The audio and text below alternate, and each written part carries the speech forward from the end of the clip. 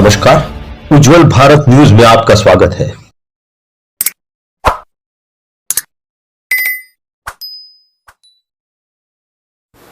नमस्कार, उज्जवल भारत न्यूज में आपका स्वागत है। 1.5 साल से भी अधिक हो चुका है कोरोना महामारी को आए हुए, कभी अनलॉक तो कभी लॉकडाउन तो कभी अनलॉक।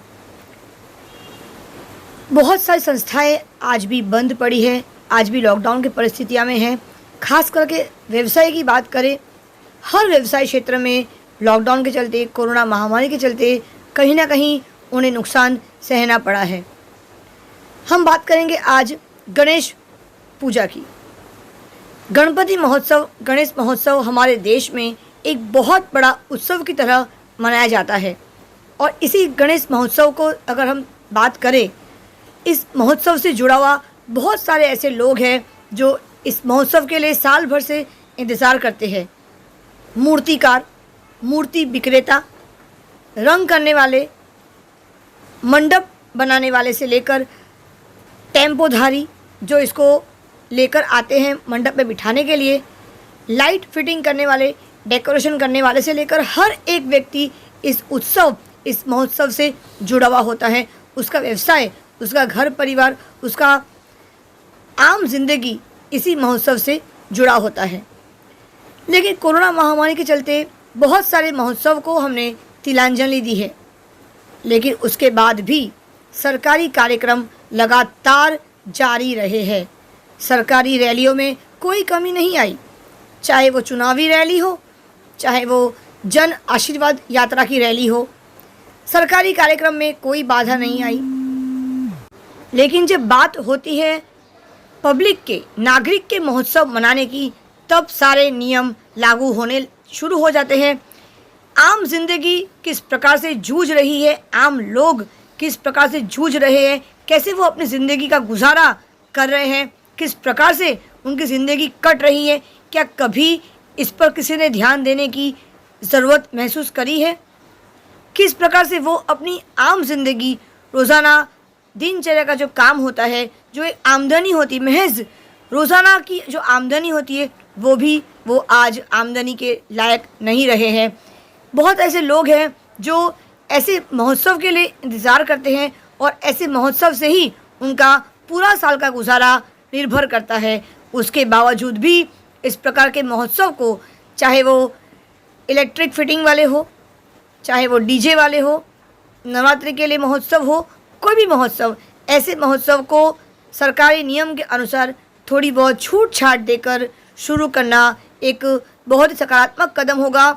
डीजे वाले पूरा साल वो उनका घर का गुजारा उसी में चलता है, तो वो अपना गुजारा, अगर सरकार ने उनके लिए अगर सकारात्मक कदम नहीं उठाए तो वो अपनी ज़िंदगी आगे के आने वाले समय में उनको हो सकता है कि वो अपनी ज़िंदगी को नहीं जी पाए।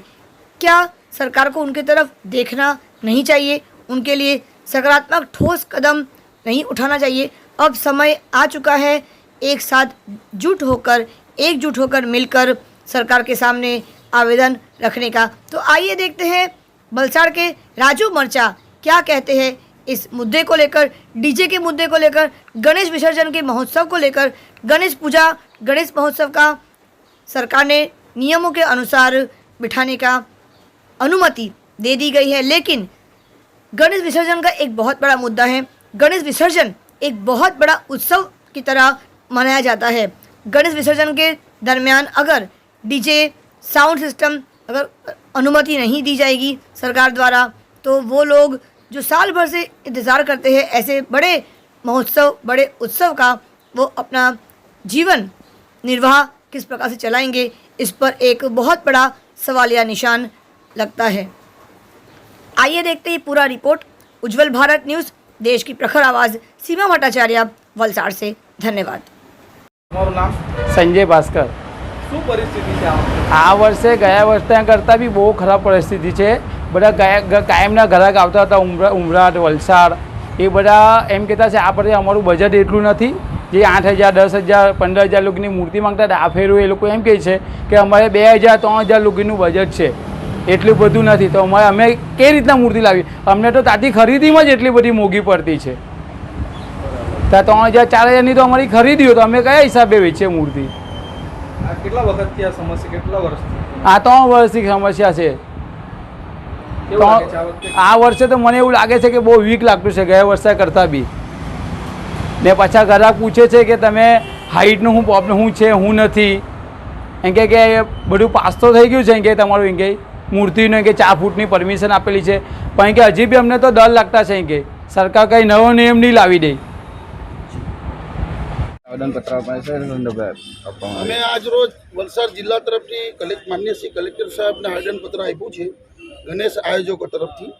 ગણેશ આયોજકોની માંગ છે કે COVID-19 2020ની અંદર ગણપતિ મહોત્સવ અમે જે પ્રમાણે કાયદાની ગાઈડલાઇન મુજબ જ કર્યો અને અન્ય તહેવારો બી જોયો અને ઉજવવામાં નહીં આવ્યા. અને આ વખતે બી 2021ની સરકારની ગાઈડલાઇન મુજબ જ અમે ઉજવવા માંગતા હતા. કાલે દશામાનું વિસર્જન બી અમે એ મુજબ જ કર્યું, પણ કાલે ભારતીય જનતા પાર્ટીની આટલી મોટી રેલી નીકળતી હોય અને ડીજે સાથે નીકળતો, આજે 2 વર્ષથી અમે કોઈ તહેવાર પ્રસંગ લગ્નનો વરઘોડો, ગણપતિ દાદાની પૂજા કે નોરતા કે અન્ય ધાર્મિક પ્રોગ્રામો કે કથા કે કંઈ પણ અમે કર્યું નહીં. ને જ્યારે પણ કોઈ પ્રોગ્રામ થાય તો રાજકીય પક્ષો ધૂમધામથી વાંચતે ગાજતે, તો શું એમને કાયદા કાનૂન નહીં લાગે? એમને નિયમ નહીં લાગે? ખાલી કાયદા કાનૂન ધાર્મિકતા પર જ માતાજીના નોરતા, ગણપતિ હોય, તાજિયા હોય કે રામનવમી, સાઈ પાલખી જે વગેરે વગેરે કે લગ્નના વરઘોડા, એટલે આમ નાગરિકને મને મારું એવું માનવું છે, શું ભગવાન કરતાં રાજકીય પક્ષો ને રાજકીય નેતા ને રાજકીય કાર્યકર્તાઓ મોટા છે? આજે મારે ખાસ દુઃખ સાથે કહેવું પડે કે અમે જ્યારે પણ કોઈ સરકારના કાયદાની ગાઈડલાઈન મુજબ અમે બહાર જવા નથી માંગતા, પણ એકને ઘી ને એકને ગોર, આ તો કઈ જાતનો વહીવટ ચલાવે? કે સત્તાધારી પાર્ટી એટલે શું? સત્તાધારી પાર્ટી એટલે જે પોતાના મનમાં જે કરું એટલે કાલે કાં તો પછી અમને કહી દો કે ભાઈ ધાર્મિક તહેવાર પર તમે કાયમના માટે બેન રાખી દો, કાયમના માટે ઉજવવાના જ નહીં. ભગવાન કોણ છે એની જગ્યા પર અમે રાજકીય નેતાના ઘેરે ફોટા મૂકી દઈએ ને એ લોકોની કાલથી અગરબત્તી કરવા માંડીએ, પૂજા કરવા. કેમ કે આ તો કોઈ કાયદા નિયમ અમારા માટે જ છે, આમ નાગરિકો માટે કાયદા નિયમ છે. રાજકીય પાર્ટીઓ માટે કોઈ કાયદા નિયમ નહીં મળે. આજે 2 વર્ષથી ડીજેવાળા કેવી ખરાબ પરિસ્થિતિમાં રહેલા છે ઘરમાં. આજે એમની પાસે ધંધો નહીં મળે, ગરીબ માણસો, અબંધ માણસો ડીજે વસાવેલું બેંક લોનથી મા બાપના દાગીના વેચીને આજે એ લોકોની ખરાબમાં ખરાબ પરિસ્થિતિ છે. બધાના ધંધા રોજી ખુલી ગયા છે, તો આ ડીજેવાળાના કેમ ધંધા બંધ છે? એ લોકોને બી થોડી ઘણી પરમિશન છૂટછાટ આપો નહીં, કાં તો પછી એ લોકોએ શું કરવાનું તેનું એ લોકોને આપે, કાં તો સરકાર મદદ કરે, સહાયરૂપ થાય. આ બહુ મહત્ત્વની મુદ્દો છે કે વલસાડના દરેક લોકોએ, ગુજરાતના દરેક લોકોએ બહુ ખૂબ જાણવું જરૂરી છે કે રોજીરોટી માટે એમ જ ઘરે બેસી ગયા અમે લોકો, આજે ધંધા નથી. ને રાજકીય પાર્ટી લોકો ધૂમધામથી વરઘોડા ડીજે પ્રશાસનની હાજરીમાં કરતા છે, તો ત્યારે પ્રશાસન એ લોકોને કાયદા નિયમ કેમ નથી બતાવતું? રાજુભાઈ, આગામી સમયમાં કઈ રીતના? હા, આવતા આગામી સિઝનમાં આવે કે અમે નક્કી કર્યું છે કે અમને જો ગણપતિ દાદાને વરઘોડા સાથે ડીજે પરમિશન ના આપવામાં આવે તો જે મંદિરો સહી કરી છે અને બીજા અન્ય મંદિરો, આ વખતે અમે ગણપતિ દાદાની સ્થાપના અમારી જગા પર જ કરશું ને કાયમ માટે ત્યાં વિસર્જન ત્યાં કરવાના નથી. ચાહે એના માટે અમારે જેટલા દિવસ ગણપતિ દાદા બેસાડવા પડે, પૂજા અર્ચના કરવી પડે. એ જે હિન્દુત્વને જે નેતાઓ છે, જે બની બેસેલાઓ છે, જે મૌન છે અત્યારે, એમના માટે અમે ડીજે અને ઓર્કેસ્ટ્રાવાળા બધા ભાઈઓ આજે અમારા 1.5 વર્ષથી જ્યારથી COVID-19 આવ્યું છે ત્યારથી અમારો ધંધો વ્યવસાય બંધ છે. તો અમે આગળ પણ રજૂઆત કરેલી અને હમણાં પણ કલેક્ટર મેમને અમે રજૂઆત કરી છે કે મેમ, અમારા આજે છેલ્લા 1.5 વર્ષથી ધંધો બંધ છે, તો અમારા લોનના હપ્તા ભરવાના, અમારું ઘર પરિવારનું ગુજરાન ચલાવવાનું ઘણું દયનીય બની ગયું છે. તો મેમ, અમને થોડી ઘણી કંઈ રાહત મળે. હમણાં સરકારશ્રીની નવી ગાઈડલાઇન આવી છે કે હમણે 150 માણસોને જેઓને બી છૂટછાટ લગ્ન પ્રસંગ કે સામાજિક કે ધાર્મિક પ્રસંગમાં જે છૂટ મળી છે, તો અમને પણ થોડી ઘણી છૂટછાટ મળે, જેથી કરીને અમારો ધંધો કે વ્યવસાય ચાલુ થાય, તેવી અમે માંગણી મેમ પાસે કરી છે. મેમે અમને એવો સારો એવો જવાબ આપ્યો છે કે હું આગળ જોઈશ અને તમને વિચાર કરીને પછી તમને જવાબ આપીશ. આપની સાથે કેટલા એસોસિએશનમાં કેટલા ડીજે સંચાલકો છે અને કેટલા લોકો અહીંયા આવ્યા છે? મારી સાથે ડીજેના એસોસિએશનમાં લગભગ 125 થી 30 માણસો મારી સાથે જોડાયેલા છે ને આખા જિલ્લાના છે. કોઈ ઉદવાડાથી, વાપીથી, પારડીથી, ડુંગરીથી, જિલ્લાના મતલબ ધરમપુરથી, કપરાડા બધેથી જ છે ને લગભગ 125-130 માણસો જે છે ને આજે મોટી સંખ્યામાં મારા બધા ભાઈઓ અહીં આવ્યા છે. કે તમે કે તમારે જીજેની તો કોઈ પાર્સિંગ તમે કેમ નહીં રોકતા એટલે એટલામાં તમારી ગાડી મારી વાત સમજો મારું શું છે ખબર તમે સમજો હું તમને એક વડીલ તરીકે કહું છું બરોબર છે હવે તમારો વિડિયો રેકોર્ડિંગ ઉતારવો તો ઉતારો ના આપણે જો તમને એક વસ્તુ કહું પહેલા જ આમની જોડે તમે બહેસ કર મેં તમને વડીલ શબ્દ કીધો 100% હું તમારી બી રિસ્પેક્ટ કરું સાહેબ બધાની સાંભળો મારી એક જ વસ્તુ છે શું ખબર દુઃખ અમને કઈ થાય છે ખબર છે જો રેલીઓ થઈ વર્ગો અરે દાદા મને વાત તો કરવા દો પણ અરે મેં તમારો દોષ કઈ કહું છું હું સરકારની વાત કરું મારી વાત સાંભળો ને જનરલ વાત કરું છું જો સાંભળો લગ્નમાં વરઘોડાને પરમિશન નહીં પરંતુ રેલીને પરમિશન લગ્નમાં ડીજે ને પરમિશન નહીં પરંતુ એમની રેલીમાં ડીજે ને પરમિશન લગ્નમાં 100 લોકોથી વધારે ભેગું નહીં થવાનું પરંતુ એમના સભામાં 800 લોકો ભેગા થાય કોઈ ગલ્લે 4 રસ્તા ભેગા નહીં થવાનું પણ એમના કાર્યાલયમાં 100 લોકો ભેગા થાય અમારે માસ્ક પહેરવું જ પડશે જખ મારીને નહીં તો દંડ થશે પરંતુ એ લોકો માસ્ક વગર ફરી શકશે એમની છોકરીના લગ્નમાં ફટાકડા ફોડી શકશે હું ફટાકડા ના ફોડી શકું સાહેબ આ કાયદો છે ને આ કાયદો અમને હર્ટ કરે જો એમએલએ કેવું કરે તો અમે તો પહેલા જ ના હું તમારીથી રિસ્પેક્ટ જો સાંભળો હવે મારી વાત સાંભળી લો જો ગરીબ માણસ હોય ને ખેડૂત કદાચ એવું હોય તો તમે જે વાત કરીને એવું કે સાહેબ અમારી જો 100 રૂપિયા છે 1000 રૂપિયા પાવતી તમે કાયદામાં છો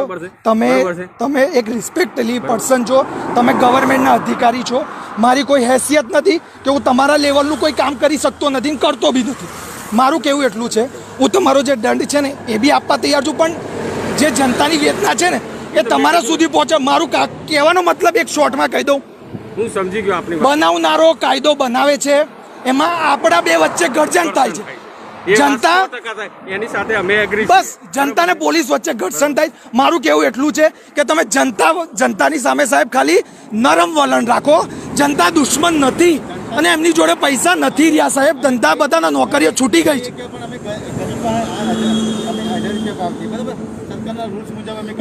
મેં તમને ના પાડી પણ મેં તમને ના પાડી મને શું છે ખબર હું એટલું જ કહું છું તમે લો સાહેબ પરંતુ એટલું કહું છું અમુકને બક્ષી દો હું આઈશ કેપેબલ તો હું ભરી દઉં છું પણ હકીકત કહું સરકાર કાયદો બનાવે છે એમની બહુ હાલત ખરાબ થાય છે કે ટ્રેક્ટર ઉપર એક પર્સન આવે ખેતીથી વાળો માણસ હવે એ સિંગલ પર્સન હતો હવે એને એ હતું નહીં તો એ પેલા એ લોકો કે આને કેમ નહીં આવતા બરોબર એ ખેતી વાળો તમારે જો થોડી અમારામાં માનવતા છે બરાબર છે જો હું છે ને મોસ્ટલી કેસ નથી રાખતો તમારી કંપનીની જે ઓનલાઈન હોય એપ્લિકેશન જેના પર ટ્રાન્સફર કરી સાંભળો નથી કદાચ તો તમારા કોઈ નહીં હોય તો હું ટ્રાન્સફર આપવા તૈયાર છું મારી જોડે કેશ ખાલી ગાડીમાં 200 રૂપિયા છે તમારે 1000 હું આપવા તૈયાર છું પરંતુ મારી જોડે કેશ નથી કેશ મારી જોડે 200 પડ્યા છે તમે આખી ગાડીને મારા ખિસ્સા ફંફોડી શકો છો હું તમારા પૈસા આલવા તૈયાર છું મને ખાલી એટલું છે કે મારા જે જનતાના પ્રશ્નો છે ને એ તમારી સમક્ષ મારે મૂકવા જરૂરી છે તમે બી જનતાની વેદના સાંભળો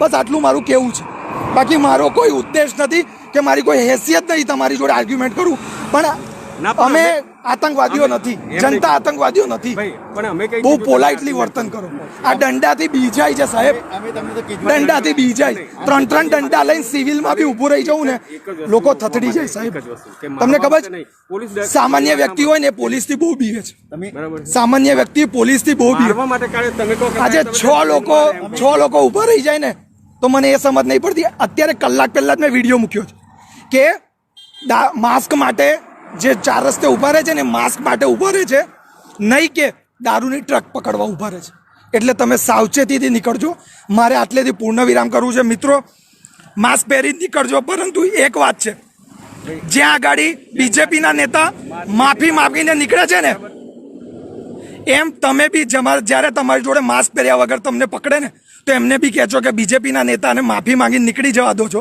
તો અમને બી માફી માંગ્યા વગર નીકળી જવા દો ને પોલીસવાળાનો બી કોઈ વાગ નથી ઉપરથી ઓર્ડર છે પરંતુ મારું કહેવું એટલું છે કે જનતા જોડે પોલાઇટલી વર્તન કરો આતંકવાદીઓ નથી 5-6 લોકો ઊભા રહીને દંડા લઈને ઊભા રાખો માણસ ગભરાઈ જાય લોકો જોડે પૈસા નથી ગાડીમાં હું ને મારી વાઈફ હવે પોતે ઘરે જઈને ગાડીમાં ડ્રોઈંગ રૂમમાં બેસીશું માસ્ક નહીં પહેરીએ બેડરૂમમાં આવીશું માસ્ક નહીં પહેરીએ ગાડી છે ગ્લાસ બંધ છે મને મારા જીવની વાલો નથી મને મારી જીવની કિંમત નથી પરંતુ જે રીતે આ એમની સેલેરીઓ ઉઘરાવવા માટે સરકારને 2.5 લાખ કરોડ દેવું થઈ ગયું છે હવે સેલેરીઓ માટે બી એમની જોડે પૈસા નથી એટલે આ ધતિંગો કરી પોલીસને જનતાના દુશ્મન ને જનતાને પોલીસના દુશ્મન બનાવે છે.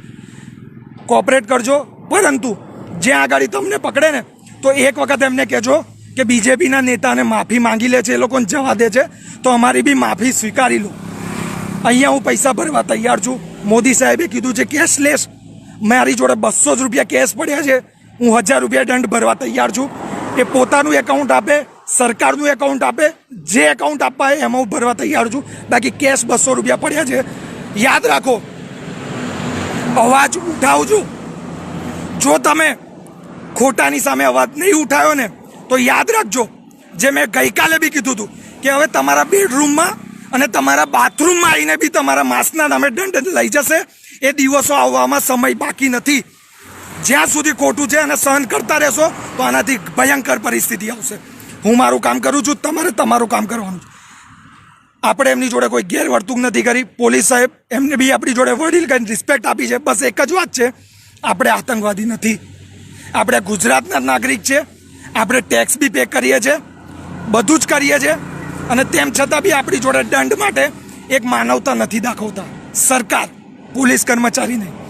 રજા આપો, હું અહીંયાથી છૂટો થઉં છું, પણ જ્યાં ખોટું થાય અવાજ હંમેશા ઉઠાવજો. જય હિન્દ, જય ભારત.